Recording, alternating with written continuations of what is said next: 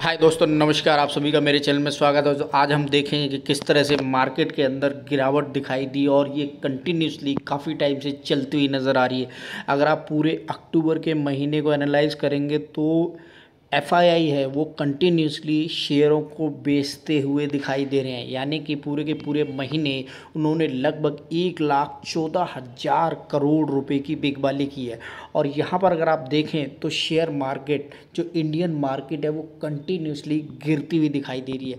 सितंबर महीने के अंदर एक अच्छा उछाल था, लेकिन उसके बाद से मार्केट के अंदर एक बड़ी करेक्शन आती हुई नज़र आ रही है। उसके पीछे कई बड़े कारण बताए जा रहे हैं जो मैंने आपको पिछली वीडियो के अंदर बताए हैं। उसके साथ साथ मैं आपको बताना चाहूँगा कि कैसे मार्केट जो अब है वो नीचे की तरफ दिखाई दे रहा हो, कब ये संभलेगी इसके पीछे अभी कोई बड़ी अपडेट आती हुई नज़र नहीं आ रही है। लेकिन जो भी कारण है, यानी कि जो सबसे पहला कारण था वो ये था कि डोनाल्ड ट्रंप और कमला हैरिस यानी कि यूएस के अंदर जो इलेक्शन है और 7 नवंबर को जो फेडरल रिजर्व की जो मीटिंग होने वाली है, यानी कि कल इलेक्शन है, उसके बाद वो रिजल्ट आते हुए दिखाई देंगे। उसके साथ साथ 7 नवंबर भी धीरे धीरे आती हुई नज़र आएगी 2-3 दिन के बाद। तो यानी कि थोड़ा सा वेट एंड वॉच की स्थिति है, यानी कि आप थोड़ा संभल कर चले, मार्केट के अंदर करेक्शन को थोड़ा सा समझिएगा और अपनी स्ट्रेटजी को उसी हिसाब से प्लान कीजिएगा।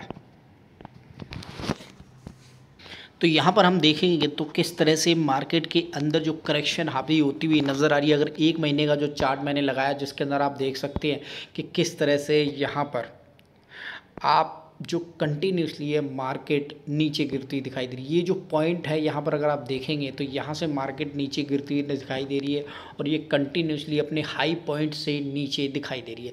लगभग 3.5% से ज़्यादा की मार्केट की गिरावट है। 2906 पॉइंट्स की ये गिरावट दिखाई दे रही है, लेकिन इससे ज़्यादा की बड़ी गिरावट आती हुई दिखाई दी है। हालाँकि इसके अंदर पूरी तरीके से अगर मैं 6 महीने का चार्ट लगाता हूँ तो यहाँ पर आप अच्छी तरीके से देख सकते हैं कि जो इसने अपना हाई पॉइंट बनाया था लगभग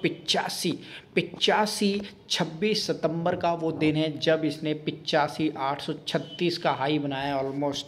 और यहाँ से ये मार्केट आप देखेंगे वहाँ से ये एक बड़ी करेक्शन आती हुई लगे। 7,000 पॉइंट से ज़्यादा की ये बड़ी फॉल है और इस पॉइंट से लेकर के इस पॉइंट तक अगर आप देखें तो ये लगभग 7,000 पॉइंट्स की एक बड़ी गिरावट है। और कंटिन्यूसली अगर आप देखें तो एफआईआई इसके अंदर सारा का सारा माल बेचते हुए दिखाई दे रहे हैं, यानी कि एफआईआई भी हो और भी कई बड़े कारण हैं। जैसा कि आपने देखा कि मार्केट सिर्फ एक रीजन की वजह से नहीं गिरती, उसके कई बड़े कारण होते हैं। लेकिन कोई भी कारण हो, आपको अपनी स्ट्रेटजी, अपनी इन्वेस्टमेंट प्लानिंग को उसी हिसाब से करना चाहिए। जहां एक तरफ मार्केट के अंदर एक बड़ी ऊंचाइयां थी, वहीं एक नया आपके पास मौका आता हुआ इस समय दिखाई दे रहा है। उस मौके को थोड़ा सा वेट एंड वॉच की स्थिति में बना के रखिएगा, कुछ दिनों का इंतज़ार कीजिएगा और उसके बाद अपने फाइनेंशियल एडवाइज़र के साथ सलाह लेकर एक बड़ी इन्वेस्टमेंट को प्लान कर सकते हैं।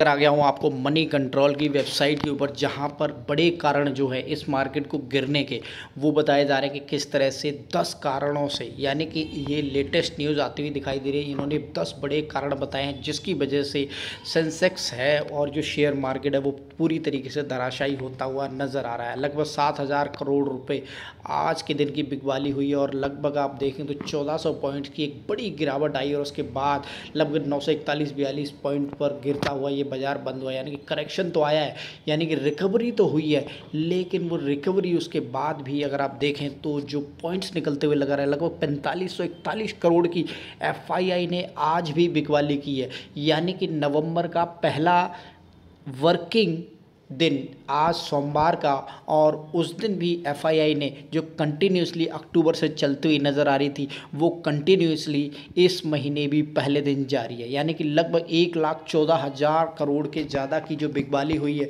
वो अभी भी कंटिन्यूसली 4541 करोड़ से जारी है। ये बियर जिस हिसाब से चलता हुआ नज़र आ रहा है, और यहाँ पर कौन पैसा बना रहा है?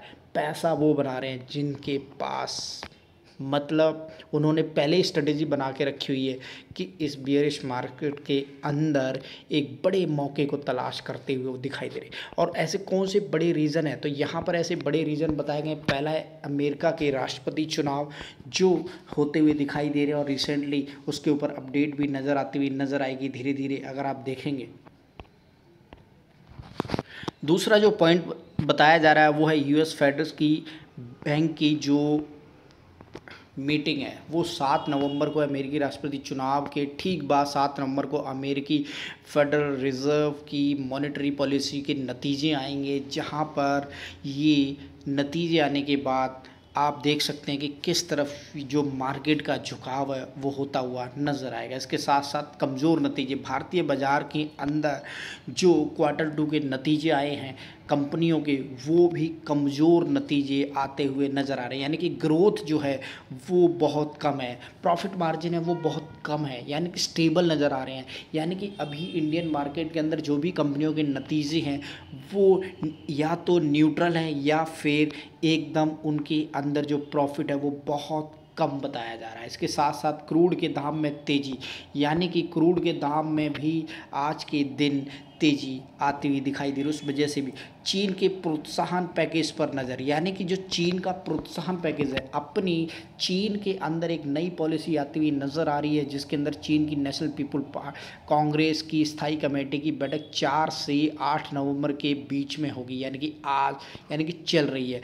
बैठक के बाद कमेटी पहले घोषित किए गए प्रोत्साहन उपायों की विस्तृत जानकारी दे रही है, यानी कि चीन के अंदर जो एक बड़े टाइम से आर्थिक संकट जो उसके मैन्युफैक्चरिंग सेक्टर के अंदर जो गिरावट आती हुई नज़र आ रही थी उसको ध्यान में रखते हुए चीन की गवर्नमेंट ने आर्थिक पैकेज की अपनी इकोनॉमी को बूस्ट करने के लिए जो पैकेज है उसकी वजह से एक बूस्टर डोज तैयार की है, जिसके अंदर उन्होंने फॉरेन इन्वेस्टर्स को भी अपनी तरफ आकर्षित करने के लिए इसके अंदर पैकेज डिज़ाइन किया। और वही रीज़न है कि इंडियन मार्केट से पैसा निकलता हुआ अब चाइना की तरफ जाता हुआ दिखाई दे रहा है, निवेशकों की ओर से मुनाफा वसूली। तो डेफिनेटली इस बियरिश मार्केट के अंदर निवेशक अपना पैसा बनाते हुए, यानी कि डेफिनेटली वो एक मौका होता है जहाँ पर लोग ऐसी गिरावट के अंदर अपना माल बेचकर भागते हुए दिखाई दे रहे हैं ताकि वो दोबारा से इन्वेस्टमेंट कर सके। इसके साथ साथ FII की लगातार बिकवाली जो कंटिन्यूसली 1 महीने से चालू है, वॉलेटिलिटी इंडेक्स के अंदर उछाल, और वो डेफिनेटली इस समय OMC शेयरों में गिरावट। गोल्डमैन सैक्स ने एक हालिया रिपोर्ट में ऑयल मार्केटिंग कंपनियों OMC को लेकर बेरिश नज़रिया अपनाया है और इसीलिए इस मार्केट के अंदर गिरावट दिखाई दे रही है। निफ्टी का टेक्निकल आउटलुक, तो ये बड़े कारण बताए हैं जहां पर अगर आप देखेंगे कि मार्केट के अंदर इस समय बड़ी गिरावट आती हुई नज़र आ रही है। लेकिन दूसरी तरफ मैं बताऊं तो यहाँ पर आपको एक चीज़ दिखाई देगी और ये है कि इतनी बड़ी गिरावट के अंदर कौन माल बटोर रहा है, उस पॉइंट्स को भी समझना बहुत ज़रूरी है। आवाज़ की तरफ से एक रिपोर्ट आती हुई नज़र आ रही है जिसके अंदर वो बता रहे हैं कि किस तरह से इस बड़ी गिरावट के अंदर बड़ी बड़ी कंपनियां, प्रमोटर्स जो है वो अपना ही शेयर गिरावट के अंदर खरीदते हुए दिखाई दी। इसमें पहली कंपनी उन्होंने बताई है इंडस टावर, जिसके अंदर इंडस टावर ने लगभग 1% खरीदारी की है अपने ही शेयरों की, जिसके अंदर अडानी पावर है जिन्होंने लगभग 2.25% की खरीदारी की है अपने ही शेयरों की। ज्वेलर्स जिन्होंने लगभग 2.31% तक की अपने ही शेयरों की खरीदारी की है इस बड़ी गिरावट के अंदर। एनर्जी सॉल्यूशन जिन्होंने लगभग 3.42% की खरीदारी की है इस बड़ी गिरावट के अंदर अपने ही शेयरों की, यानी कि प्रमोटर अपनी हिस्सेदारी बनाते हुए दिखाई दे रहे हैं। पांचवी बड़ी कंपनी है GMR एयरपोर्ट, जिसके अंदर लगभग 7% तक का हिस्सा उन्होंने अपने ही शेयरों का इस गिरावट के अंदर खरीद लिया है। यानी कि आप अगर प्रमोटर की हिस्सेदारी को देखें तो यहाँ पर सबसे बड़ी खरीदारी इस समय 7% तक की GMR के अंदर होती हुई नज़र आ रही है। गिरावट के अंदर आपको बनना पड़ेगा स्मार्ट इन्वेस्टर, यानी कि आपको वो शेयर ढूंढने होंगे कि कहाँ पर आपको बिकबाली करके निकलना है और कौन से शेयरों के अंदर जो बड़े बड़े प्रमोटर हैं माल बटोरते हुए नज़र आ रहे हैं, और आपको उन्हीं की तरफ ध्यान देना है। और ऐसे ही स्टडी को आप अपने फाइनेंशियल एडवाइज़र से और ज़्यादा चेक कर सकते हैं और वो आपको सलाह दे सकते हैं कि कहाँ आपको पैसा लगाना है और कहाँ आपको पैसा नहीं लगाना है। तो इस तरह की अपने खुद की रिसर्च कीजिएगा, अपने फाइनेंशियल एडवाइज़र से सलाह लीजिएगा और उसके बाद ही कोई भी इस समय बेयरिश मार्केट के अंदर नई इन्वेस्टमेंट का प्लान कीजिए।